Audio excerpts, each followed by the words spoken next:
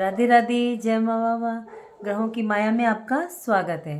चलिए, आज मैं आपको बहुत ही अच्छा उपाय बताने जा रही हूँ। आज मैं बताती हूँ आपको बुध ग्रह के बारे में। पहले मैं आपको बताऊंगी कि पहले आप ये जानें कि बुध ग्रह क्या है और ये किस चीज़ से संबंधित है, मतलब हमारे बॉडी के किस पार्ट से ये रिलेट रखता है। और वैसे मैंने आपको ये बात मैंने पहले कई बार बताई है आपको कि जो हमारा बुध ग्रह होता है वो सारी लाल किताब वाले ना तो शनि से डरते हैं, ना राहु से डरते हैं, ना केतु से डरते हैं। ये किससे डरते हैं? सिर्फ वो बुध ग्रह से डरते हैं। क्योंकि अगर ये ग्रह हमारा खराब है तो समझ लीजिए हमारे बॉडी में बहुत ज़्यादा मतलब हमें उसका सामना करना पड़ता है, परेशानियों का। तो दूसरा ग्रह लाल किताब वाले जिससे डरते हैं वो है मंगल, मार्स। कहते हैं ना, जब खुशियां ही चली गई जीवन से। मंगल क्या है? मित्र का, खुशियों का घर होता है। तो इसलिए तो चलिए अब मैं स्टार्ट करती हूँ, बताती हूँ कि बुध ग्रह क्या है। बुध ग्रह हमारी नसें हैं, हमारी सोचने की ताकत है, हमारा ज्ञान है, हमारी स्मरण शक्ति, मेमोरी है। और अगर हम खाली बैठे हैं तो जो हमारा वर्क का जो कैरियर वाइज है वो दशम घर से देखा जाता है, या D10 चार्ट से देखेंगे। लेकिन यदि हम काम नहीं है, जॉब नहीं है, तो जो खाली बैठना है वो बुध ग्रह से देखा जाएगा। तो खाली बैठना बुध ग्रह है। और बुध देव हमारे बुद्धि के कारक होते हैं। इसलिए तो कहते हैं कि इंसान के पास बुद्धि है तो वो श्रेष्ठ है, ज्ञान है। आपने देखा होगा नई नई खोज कौन करता है? जानवर नहीं कर पाएंगे, इंसान करता है नई नई खोज। इनकी बुद्धि बहुत तेज होती है, वो कभी ये सर्च, वो सर्च, ये कुछ ना कुछ करते रहते हैं। और एक बुध ग्रह जो कोई हम एग्ज़ाम दे रहे हैं उसको क्लियर करना भी ज्ञान का ही कार्य लग तो होता ही है। बुद्धि से रिलेटेड है तो वो बुध ग्रह से संबंध रखता है। चलिए, अब कोई भी जानवर है, पशु पक्षी है, उसके पास तो इतनी बुद्धि नहीं है, सिर्फ मनुष्य के ही पास है। अब आप देखिए, एक गाय है, रोज आपके गेट पर आती है, खाना खाती है, पानी पीती है, चली जाती, फिर अगले दिन वो फिर उसी समय पे आएगी। वो ट्रेंड होता है। तो सीखना, समझना बुध देव का काम है, ये बुध देव ग्रह है। अब आपने सुना होगा एक नाम आइंस्टीन। वो बहुत ही ज्यादा विद्वान थे, मतलब वो नई नई प्रकार की खोज करते ही रहते थे। उनका बुध बहुत ज़्यादा श्रेष्ठ था उनके हॉरोस्कोप में।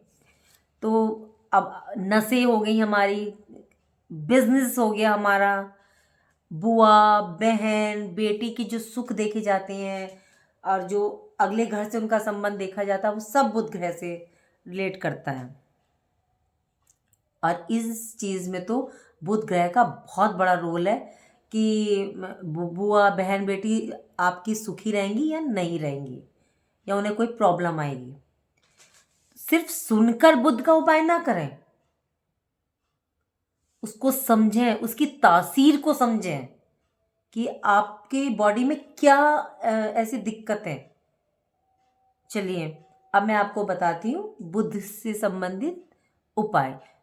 बाद में लास्ट में मैं आपको दो बहुत ही बेहतरीन उपाय बताऊंगी जिसका तोड़ तो है ही नहीं कहीं। आपको क्या करना है कि आपने फिटकरी लेनी है। पहला उपाय, फिटकरी लेनी है और फिटकरी को पीसना है। उसका जो पाउडर है वो बुध देव से रिलेटेड है। अब हम इसमें क्या करेंगे, हम इसमें शनि का समावेश करेंगे, शनि को मिलाएंगे। जब शनि और बुध मिलते हैं तो ग्रह बहुत पावरफुल हो जाता है। अगर किसी की पत्री में शनि और बुध एक साथ बैठे हैं, या शनि की दृष्टि बुध पर या बुध की दृष्टि शनि पर पड़ रही है, तो वो बहुत बुद्धिमान, इंटेलिजेंट, चतुर, चालाक माना जाता है। तो आपने क्या करना है, हमें इसमें शनि का समावेश करना है। वो कैसे होगा? हमें क्या करना है, लोहे का तवा लेंगे। लोहे का तवा जो होता है वो शनि को रिप्रेजेंट करता है। तो हम उसको गैस पे रख के उसके ऊपर फिटकरी को थोड़ा सा भूनेंगे, बिल्कुल जला भुना नहीं देंगे उसको, बस थोड़ा सा हम उसको भूनेंगे। और भूनने के बाद वो थोड़ा सा पानी सा बनेगा, चिपकेगा, फिर उसके बाद वो पाउडर बन जाएगा। हमें पाउडर लेना है। पाउडर लेकर के आपको क्या करना है कि आप लोग रोज़ थोड़ा थोड़ा उसको अपने टीथ पे लगाना, जैसे मंजन नहीं करते थे पुराने लोग, उस टाइप से करना है आपको। इतनी तेज़ भी मत कर लीजिएगा कि वो छिल जाए मुंह वो आपका, या एक अजीब सा बकबका सा टेस्ट तो होता ही है उसमें। सिर्फ दांतों को पे कीजिएगा और उसके बाद आप बुध ग्रह का ये उपाय करके देखिएगा, फिर आप रिजल्ट देखिएगा अपना। चलिए, दूसरा होता है बुध फिटकरी से कुल्ला करना। रोज़ सुबह को उठ के थोड़ी सी फिटकरी आप पानी में डाल लें और उससे कुल्ला करें। इससे भी आपका बुध स्ट्रांग होता है। और एक है कहीं अगर किसी के घर के पास थोड़ी दूरी पर नदी प्रवाहित हो रही है तो आप क्या करें, कांसे का एक बर्तन ले लें, उसमें देसी खांड भरें, आराम से मिल जाएगी। जहाँ आयुर्वेद दवाइयाँ वगैरह मिलती हैं या आपके जहाँ भी आप रहते हैं उनसे पूछिएगा, आपको देसी खांड मिल जाएगी। उसके बाद आपको उसको घी में तर करना है उस देसी खांड को। और आपको जिसके लिए करनी, या तो उसको ले जाइए, नहीं तो उसको साथ ले जाइए, नहीं तो उसका हाथ लगवा दीजिए और उसको ले जा कर के जल प्रवाहित करना है। प्लेट को नहीं करना है, सिर्फ देसी खांड को करना है आपने। और आप उस प्लेट को वहीं मिट्टी से साफ करके उसको वापस ले आए अपने साथ। लेकिन ध्यान रखिएगा, चौथ चौथ मतलब चौथा दिन, चतुर्थी, चौदस जो पूर्णिमाशी के पास आती है या अमावस के पास आती है, चतुर्दशी, और एक नवमी, इन 3 दिनों को छोड़ के बाकी आप किसी भी दिन इसको कर सकते हैं। ये उपाय फिर 3 महीने बाद आपको रिपीट करना है। तो ये बहुत ही बेस्ट उपाय। अगर कोई 90 डेज के लिए अपनी नाक छेदन करवा सकता है, जैसे बागड़िए नहीं करवाते यहाँ से दोनों, ये वाली नहीं, ये दोनों होते हैं यहाँ से, इसको करवा के एक चांदी का पतला सा तार आप इसमें पहन लीजिएगा। 90 दिन के बाद उसको उतार दीजिएगा। इससे क्या होता है, इसका रिलेट ये हमारे माइंड से करता है। तो हमारी नसें जो है ना खुलती, देखा होगा बहुत से बच्चे तुतलाते हैं, मन बुद्धि होते हैं, तो ये उपाय लाल किताब वाले करते हैं रे। लाल किताब रेमेडीज होती हैं, ये बुध ग्रह से ही होती हैं ये। तो चलिए, मैंने आपको उपाय भी बताए और बुध के बारे में समझाया भी। और ये हमारी बॉडी में बहुत ज़्यादा पार्टों को रिलेट करता है, नसों को, हमारी बुद्धि, ज्ञान, स्मरण शक्ति, और ऐसी बात नहीं है।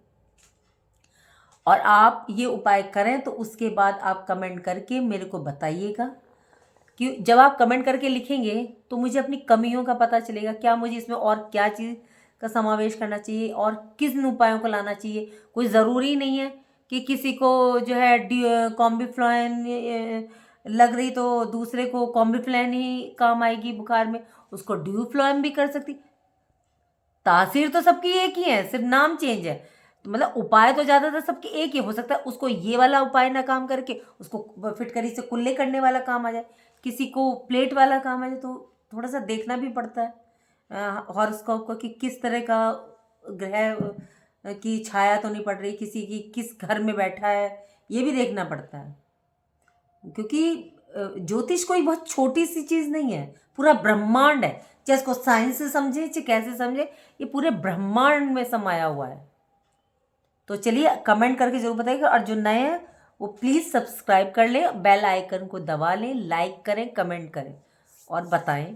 और राधे राधे लिखिएगा सर। चलिए, जय माँ बाबा, राधे राधे।